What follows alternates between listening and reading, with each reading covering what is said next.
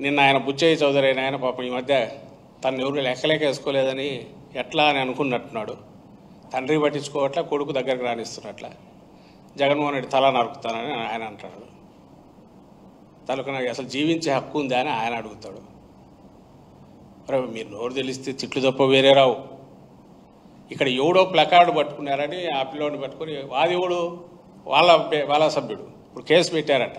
ఆ కేసు పెట్టి దాని నుంచి మా లీడరు నియోజకవర్గ ఇన్ఛార్జి మీద తీసుకురావాలి, ఆయన చెప్తే పెట్టినానని. ఈ పిల్లోడేమో టీడీపీ సభ్యుడు. ఆ ప్లకార్డు కనపడిందేమో ఇతని దగ్గర కనపడుతుంది.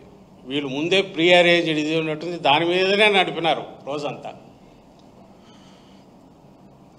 మరుసటి రోజు కేసు పెట్టామని చెప్పి ఎవరి మీదకి పోతుందంటే మళ్ళీ మా ఇన్ఛార్జ్ మీదకి పోతుంది, మా లీడర్ మీదకి పోతుంది. వాళ్ళు ఏదైనా చేయగలరు. ఎక్కడైనా చంద్రబాబు కారు ఎదురుగా వస్తానే కూడా పక్కన దారిలో పోతానే ఈ దారిలో వచ్చినాడు ఏదో చేయడానికి వచ్చినారని అంటారేమో. లేదా వాళ్ళ మినిస్టర్ వచ్చినా ఇంకోరు వచ్చినా ఏం చేసినా. ఇప్పుడు యోగా ఒకటి ఉంది. ఐ థింక్ ఆ రోజు ఆయన యోగా నిద్ర ఇంతకుముందు ఆఫ్రికా మనది ఆయన నీరో దీని గురించి చెప్పేవాళ్ళు. నానుడు ఉండేది రోమ్ తగలబడుతుంటే నీరో ఫిడేల్ అని పాతది. బహుశా ఇప్పుడు యోగముద్రలో ఉన్నట్టున్నాడు. మన ఈనాడులో ఒక కార్టూన్ వచ్చింది, యోగముద్రలో చంద్రబాబు ఉన్నాడు.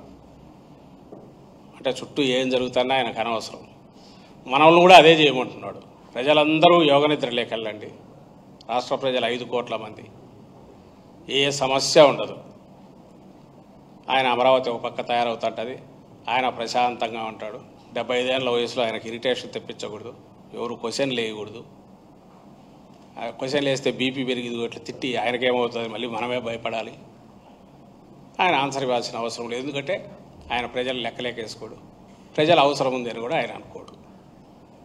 ఇది రాష్ట్ర పరిస్థితి. బట్ ఈరోజు నేను ప్రధానంగా చెప్పదలుచుకుంది ఏంటంటే ఆయన క్వశ్చన్స్కి ఆన్సర్ ఇవ్వట్లేదు. ఆయనకు కావాల్సింది ప్రజలే అడగాలట్లా. ప్రజలు మీ దగ్గరికి ఎలాగూ రాలేరు. ఆయన కన్నా ధైర్యం చేసి ప్రజల దగ్గరికి నాయకులను పంపితే మన మా నాయకుడు పిలిపించినట్టు ప్రజలందరూ కూడా ఎక్కడికక్కడ ఇళ్ళ దగ్గర వచ్చిన వాళ్ళకు మీ బాండ్ పేపర్లు తీసి పెట్టుకొని చూపించి, అయ్యా ఇప్పటికి ఇంత బాకీ ఉన్నారు, వడ్డీ ఎంత ఉంటుందో, ఇప్పుడు మరి బ్యాంకు వడ్డీ ఎంత ఉందో అదన్నా వేసి మాకు ఇవ్వండి అని చెప్పి అడగాల. ఆ మేరకు వాళ్ళ దగ్గర మళ్ళీ బాండ్ రీరైట్ చేయించుకునే ఏదో చేయించుకునే ప్రయత్నం చేయాల్సిందిగా ప్రజలకు విజ్ఞప్తి చేస్తున్నాం. Thank you.